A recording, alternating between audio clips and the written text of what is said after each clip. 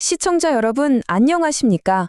2026년 5월 12일, 오늘 준비한 이슈 브리핑 시작하겠습니다. 오늘 다룰 핵심 주제, 바로 정치 중립 외면 민주국회의장 후보들입니다. 다가오는 22대 후반기 국회를 이끌 입법부의 수장에 뽑는 과정이죠. 지금 더불어민주당 내 후보들이 보여주는 행보, 그리고 그 이면의 배경을 팩트에 기반해서 차분하게 짚어보겠습니다. 오늘 브리핑은 이렇게 4가지 흐름으로 진행됩니다. 먼저 후반기 국회의장 선거 상황 짚어보고요. 그 다음 국회의장에게 왜 전통적으로 정치적 중립성이 요구되어 왔는지 그 역사와 제도를 살펴봅니다. 이어서 최근 선출 방식에 생긴 구조적인 변화를 분석하고 마지막으로 주요 세 후보의 발언을 원문 그대로 확인해 보겠습니다. 자, 첫 번째 순서입니다. 22대 후반기 국회의장 선거. 이미 막이 올랐죠. 당장 5월 30일부터 후반기 국회가 시작되는데요. 제1당인 더불어민주당 내부에서는 현재 후보 선출 절차가 한창 진행 중입니다. 일정부터 한번 볼까요? 바로 어제와 오늘, 그러니까 5월 11일과 12일에 걸쳐서 당내 권리당원 투표가 진행되고 있습니다. 이 투표 결과가 전체의 20%로 반영이 되고요. 내일인 13일에는 전체의 80%를 차지하는 국회의원 투표가 치러집니다. 이 둘을 합산해서 최종 후보를 결정하게 되죠. 여기서 우리가 주목해야 할 가장 중요한 팩트는요. 의장 후보를 정하는 데 있어서 여당 권리당원의 표심이 수치로 직접 반영되는 게 우리 헌정사상 이번이 처음이라는 겁니다.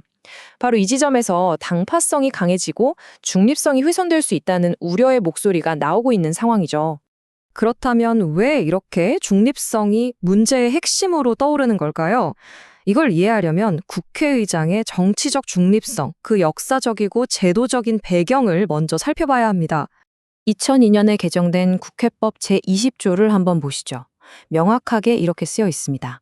국회의장은 중립성 보장을 위해 당적을 보유할 수 없다.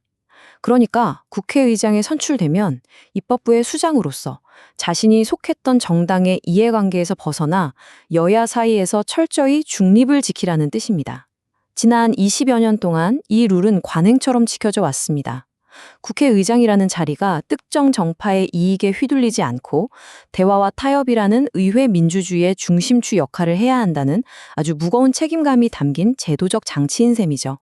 그런데 최근 이 원칙에 근본적인 영향을 미칠 수 있는 선출 방식의 변화가 있었습니다. 도대체 어떤 룰이 어떻게 바뀌었길래 중립성 우려가 나오는 건지 구체적으로 들여다보겠습니다. 기존 방식과 새로운 방식을 나란히 놓고 보면 차이가 꽤 큽니다. 예전에는 그냥 다수당 소속 국회의원들이 자기들끼리 투표해서 후보를 정하고 본회의에서 무기명 투표로 선출하는 구조였어요. 그런데 2024년 6월 당규 개정 이후에는 완전히 달라졌습니다. 앞서 말씀드린 대로 국회의원 투표 80%에 권리당원 투표 20%를 반영하도록 바뀐 거죠. 후보를 결정하는 공식 자체에 당원이라는 변수가 제도적으로 훅 들어오게 된 겁니다. 자, 이 제도가 언제, 왜 바뀌었는지 팩트만 간단히 짚어보겠습니다. 당규 개정은 2024년 6월 이재명 대표 체제에서 이루어졌습니다. 기억하시겠지만 당시 전반기 국회의장 경선 때 이른바 의장 중립 무용론을 내세웠던 추미애 의원이 의원 투표에서 탈락하는 일이 있었죠. 그러자 강성 지지층에서 굉장히 강한 반발이 터져 나왔습니다. 결국 당 차원에서 이런 당원들의 목소리를 달래고 또 반영하기 위해 당원투표 20% 룰을 전격적으로 도입하게 된 겁니다. 그리고 이 배경이 지금 현재 후보들의 선거운동 방식에 아주 직접적인 영향을 주고 있습니다. 룰이 바뀌었으니 뛰는 선수들의 전략도 달라지겠죠? 자, 지금부터가 오늘 브리핑의 핵심입니다. 새로운 룰 아래서 경쟁하는 3명의 주요 후보들이 구체적으로 어떤 입장을 보이고 있는지 그들의 실제 발언들을 짚어보겠습니다. 현재 민주당 내에서 후반기 국회의장 후보로 나선 중진 의원은 총 3명입니다. 6선의 조정식 의원, 그리고 각각 5선인 박지원, 김태년 의원이죠. 이 세 분 모두 새로 도입된 당원 투표 20%라는 규정을 강하게 의식하고 있는 것으로 보입니다. 전통적인 중립성보다는 당원들의 요구에 부응하는 발언들을 쏟아내고 있어 비판과 주목을 동시에 받고 있거든요. 한 분씩 발언을 자세히 확인해보죠. 먼저 6선의 조정식 의원입니다. 최근 언론 인터뷰에서 아주 선명한 입장을 밝혔는데요.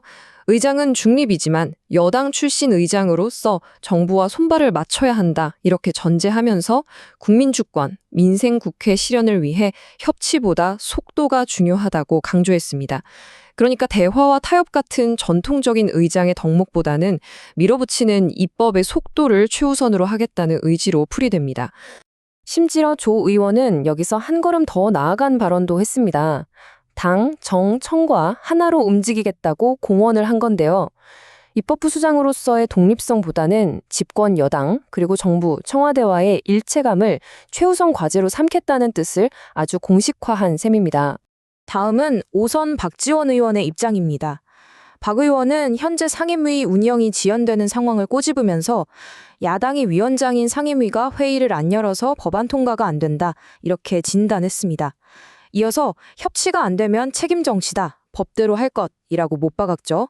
만약 여야 합의가 교착 상태에 빠지면 의장의 권한을 적극적으로 아주 강하게 행사하겠다는 의지를 드러낸 발언입니다. 박지원 의원의 구체적인 공약들도 상당히 파격적인데요. 소수당의 방어수단인 필리버스터, 즉 무제한 토론 규정을 바꿔서 국회의장 권한을 더 강화하겠다고 밝혔고요.